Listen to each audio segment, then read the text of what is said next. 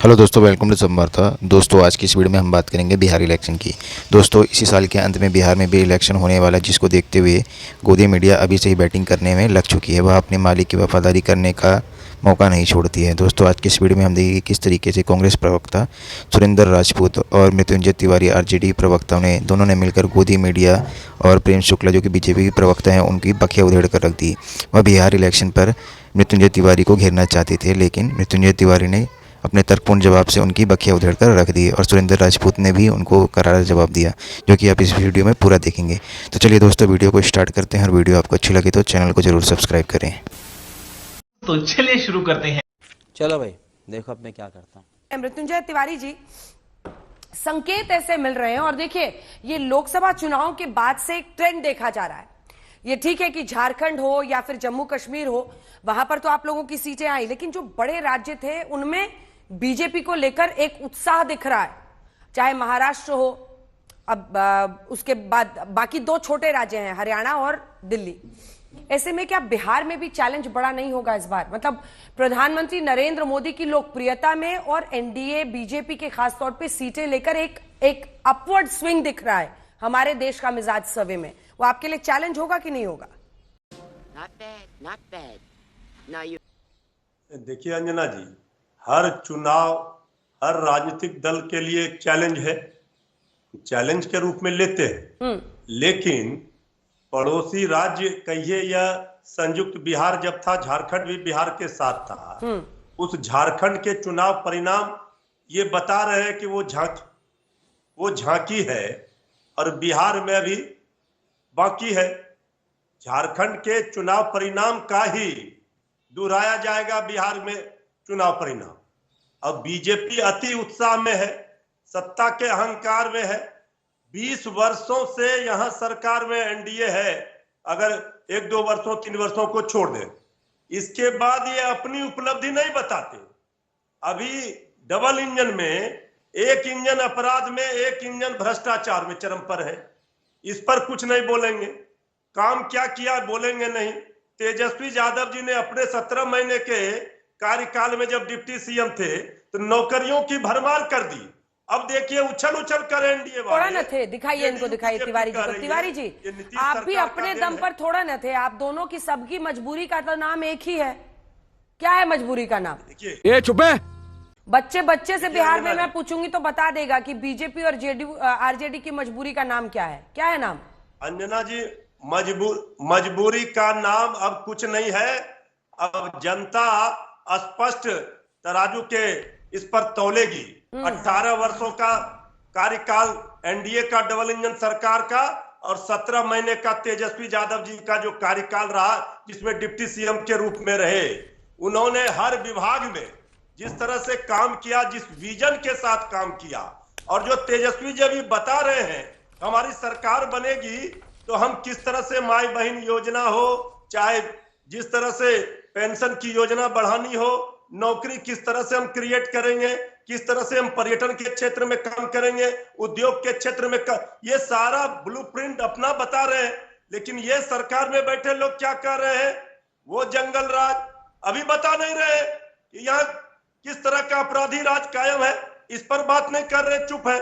अब जनता पाई पाई का हिसाब लेगी और जनता तुलना करेगी कि हम अब बदलाव चाहिए। क्या बात है सर, क्या बात है सर, क्या बात, ये बात है। मैं पूछूंगी मृत्युंजय जी, और ये जेडीयू के नेता तमाम कहते हैं कि नौकरियां नीतीश कुमार दे रहे थे और क्रेडिट ले जा रहे थे तेजस्वी यादव। लेकिन इस पर लौटू उससे पहले एक बार सुरेंद्र राजपूत जी के पास चलते हैं। सुरेंद्र जी, 5 काम बता दे। 2010, 2015, 2020, रुका तिवारी जी रुका।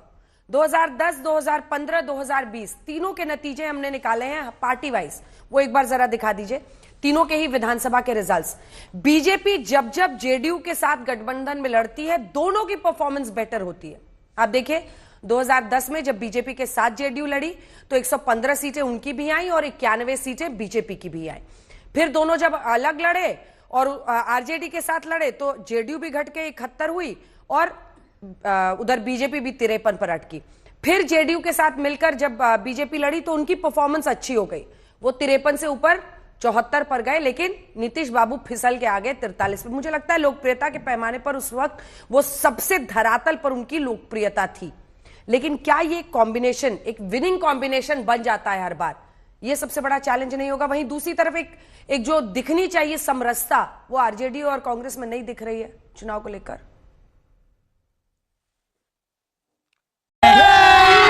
अभी मजा आएगा ना भिड़ो।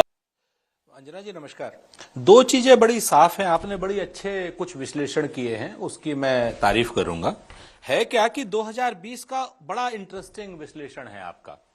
2020 में अगर आप देखें कि 37.23% वोट जो हैं वो एनडीए को मिले हैं और 37.26% वोट हमें मिले हैं, यानी इंडिया गठबंधन को मिले।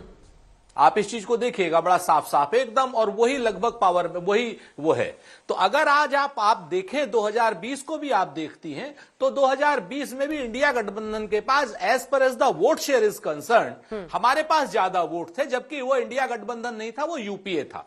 यूपीए के बाद हमारे पास अभी और दल भी महागठबंधन था, महागठबंधन बोला जाता था। कुमार जी की अपनी विश्वास सुन लीजिए, अरे हाँ महागठबंधन, मैंने यूपीए की वो थी, महागठबंधन था। एक मिनट अब मुझे कह लेने दीजिए, अगर आप मैं बीच में मैं आपसे डर जाता हूं, आप अच्छा डर के बीच में बोल देते हैं तो मुझे डर लगा, मेरा तारतम्य टूट अच्छा डरना जी नहीं आपसे तो हमेशा भी डरना तो चाहिए भाई जी। तो एक चीज तो बहुत स्पष्ट है, और ये सम्मान का डर है, वैसा डर नहीं है, उसको आप चिंता मत कीजिएगा।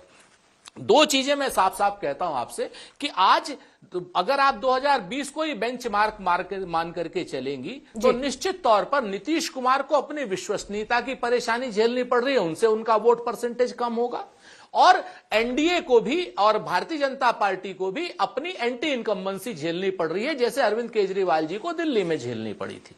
तो आप इन दोनों चीजों को लेकर के आप करेंगे तो हमारा जो गठबंधन है, जो हमारा गठबंधन बिहार में है, आप उसे एनडीए क्या नाम इंडिया गठबंधन कह लीजिए, महागठबंधन कह लीजिए, नाम देना आपका काम है। हम लोग आगे निकलेंगे बहुत अच्छे तरीके से। और अभी तो रुको, क्लाइमैक्स अभी बाकी है। इसके पीछे एक बहुत बड़ा कारण और है, मैं आपको बताऊं। तेजस्वी यादव जी के उप मुख्यमंत्रित्व काल में जिस तरीके से बिहार में नौकरियां दी गई, उन्होंने जाति के सारे पैमानों को तोड़ दिया था। और इसके बाद जातीय जनगणना, राहुल गांधी जी जिस तरीके से बात कर रहे हैं, संविधान की जो बात कर रहे हैं, तो निश्चित तौर पर बिहार एक ऐसा स्टेट है जहां पे जातीय जनगणना का सबसे ज्यादा फर्क पड़ना है। और श्री राहुल गांधी जी का और तेजस्वी यादव जी का ये जो कॉम्बिनेशन है, कॉम्बो है कि दिल्ली में और पटना से, ये अपने आप में एक डेडली कॉम्बिनेशन बनेगा। और नीतीश कुमार जी और नरेंद्र मोदी जी का कॉम्बिनेशन एक अविश्वसनीय गठबंधन है। दोनों दल एक दूसरे को भरोसा नहीं कर रहे हैं। वो विजय सिन्हा जी उप मुख्यमंत्री हो या सम्राट चौधरी उप मुख्यमंत्री हो, समय समय पर कह चुके हैं कि अब की बार हमको जो है नीतीश कुमार नहीं चाहिए, बीजेपी का मुख्यमंत्री चाहिए। यही नहीं, अभी और सुनिए। तो यहां पे जेडीयू की और भाजपा की लड़ाई क्या नाम होगी, ये क्या नाम, वो चाहे पर्दे के आगे हो और चाहे वो पर्दे के पीछे। तो नौकरी हम लोग देने वाले लोग हैं, ये लोग आपस में लड़ने वाले लोग हैं। जल्दी से देखना पड़ेगा। बात तो सही है। तिवारी जी जवाब दें, उससे पहले एक बार सुरेन जी बोलना चाह रहे हैं। सुरेन जी जवाब दीजिए। नीचे चल रहा था प्रधानमंत्री नरेंद्र मोदी और डोनाल्ड ट्रंप के लिए कि रिश्ते इम्तिहान, दोस्ती इम्तिहान लेती है, लेकिन आरजेडी और कांग्रेस में भी अभी यही चल रहा है, दोस्ती इम्तिहान लेती है। आरजेडी वाले वहां कांग्रेस के नेताओं को भाव ही नहीं दे रहे हैं। नहीं वो झूठ बोल रहा है, भाव ही नहीं दे रहे। और एनालिस्ट ये कहते हैं कि अब जाति का कार्ड हो गया, कि आरक्षण मिटा देंगे, संविधान बदल देंगे, ये सब जितना तुक्का चलना था चल चुका, अब ये काट की हांडी फिर से नहीं चढ़ेगी। ऐसे में क्या, कैसे आप निपटाएंगे, क्या काट खोजेंगे? बीजेपी बिल्कुल अंजना जी, बस खाली पक्ष की फर्क है। आप कह रही हैं कि काट की हांडी दोबारा नहीं चढ़ेगी, ये बात अपने आप में सच है। वो कहते हैं ना कि समझने ही नहीं देती सियासत हमको सच्चाई, कभी चेहरा नहीं मिलता, कभी दर्पण नहीं मिलता। अब प्रेम शुक्ला जी भ्रष्टाचार की बात करते हैं और 1 लाख रुपया की घूस में इनका राष्ट्रीय अध्यक्ष जेल में जाता है। अब इतने बड़े तो ये क्या नाम सदाचारी हैं कि 1 लाख रुपए की घूस में बंगालू लक्ष्मण राष्ट्रीय अध्यक्ष इनके जाते हैं जेल में। दूसरी बात, भारतीय जनता पार्टी बिहार पर बात नहीं। और एक चीज और हम बता दें, बिल्कुल हम कह रहे थे चुनाव जीतने के लिए लड़े थे प्रेम शुक्ला जी, नहीं हार गए, कोई दिक्कत नहीं, आगे जीतेंगे। हम तो एक चीज जानते हैं, आप लोग तो 1980 से अपने जन्म से हार रहे हैं। 2 सीटें थी आपके पास, 2 सीटें थी, 60 सीटें थी, 80 सीटें थी। आज की डेट में किस अहंकार की बात कर रहे हैं आप ही लोग? अब बताइए 240 सीटें, 400 सीटें लाने की जगह पे आप बात कर रहे थे। खैर, हम उस पर बात नहीं करते, आपका अपना काम है, हमारा अपना काम है, वो अंजना जी ने जवाब दे दिया है। और एक चीज और बताऊं कि भाजपा लड़ना कैसे चाहती है अंजना जी चुनाव। कुछ चैनल जो YouTube टाइप के चैनल हैं, कुछ 2M दर्जे टाइप के चैनल हैं, ये जो YouTube वगैरह के चैनल में, इसमें अब आज की डेट में आगे आने वाले समय में देखेगा कि बिहार में इन यूट्यूबर्स की बाहर आ जाएगी। कोई साधु यादव का, कोई लल्लू यादव का, कोई कल्लू यादव का जो इंटरव्यू लेंगे ना, क्या नाम, लालू जी के आसपास के लोगों का, उनको बताएंगे कि ये ऐसे दुराचारी हैं, ये वैसे हैं, यहां पर इनके यहां पर अपहरण होते हैं। उसी साधु यादव की बात कर रहे हैं आप, जिस साधु यादव को आज ये लोग साधु बता रहे हैं। इन्होंने कभी पूरी जिंदगी में शैतान बताने में भरोसा नहीं किया उसी साधु यादव को। उसी साधु यादव के और लोगों को जब बताते हैं कि मीशा की शादी में क्या हुआ था, तो साधु यादव गए थे ना वहां पर लोग। तो आज की डेट में आप जान लीजिए प्रेम शुक्ला जी और जेडीयू वालों, अब आपके पास ये कार्ड नहीं चलने वाला। जनता 2020 से 2025 के बीच का आपका रिपोर्ट कार्ड मांगेगी, और जब रिपोर्ट कार्ड मांगेगी तो भरोसा कीजिए वहां पर तेजस्वी जी के हाथ में नौकरियां हैं। तेजस्वी जी को बताने के लिए है कि हम जैसे ही सत्ता में आए 17 महीने के लिए हमने आपको नौकरियां दी।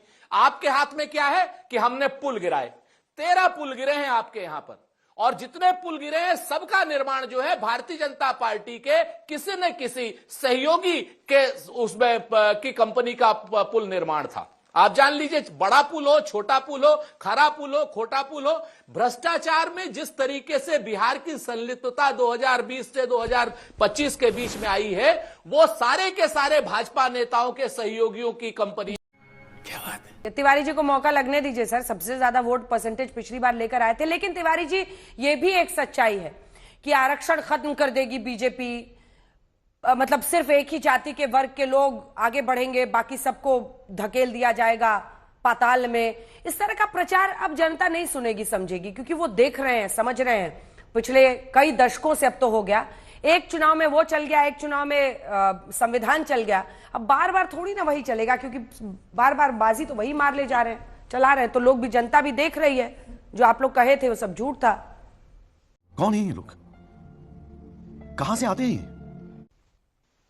देखिए अंजना जी, तेजस्वी यादव जी लगातार 2020 में भी आप देखेंगे, इस देश में पहला राज्य बिहार था जिस चुनाव में एक मुद्दा नौकरी का सेट किया तेजस्वी यादव जी ने, 10 लाख नौकरी देंगे। इसके बाद से रोजगार की नौकरी की बात बीजेपी और जेडीयू करने लगी, और तेजस्वी जी को 17 महीने वो कह रहे हैं नौकरी सब नीतीश बाबू दिए, और अखबार में विज्ञापन दे दे के तेजस्वी जी क्रेडिट ले गए, ये कहती है जेडीयू, और नीतीश बाबू इससे बहुत आहत थे। अब ये विज्ञापन ले, चाहे क्रेडिट नहीं चाहिए, नौकरी दीजिए। 18 वर्षों में कितने लोगों को नौकरियां दी? अगर 17 महीने तेजस्वी जी का हटा दीजिए जब डिप्टी सीएम के रूप में थे, ये बता दीजिए। अरे श्वेत पत्र जारी कर देना कि क्या काम किया। अभी प्रेम शुक्ला जी, राजीव रंजन जी चुप है, विशेष राज्य का दर्जा क्यों नहीं दिया? क्या क्या वादा किया था? विशेष पैकेज कहां गया? बोली लगा सकता हूं बिहार की कितना दूर? पटना अंजना जी की अनुमति होगी तो मैं आपको करारा जवाब दूंगा। ठीक है, जोड़कर मांगा था, पूरा कर ले। 5 काम नहीं बता सकते हैं, लेकिन सत्ता का मलाई खाएंगे। जनता की भलाई से चिंता नहीं है, इसलिए इस बार की लड़ाई साफ है। जनता की भलाई के लिए तेजस्वी सरकार बनेगी बिहार में। खत्म, bye bye, tata, good bye, गया।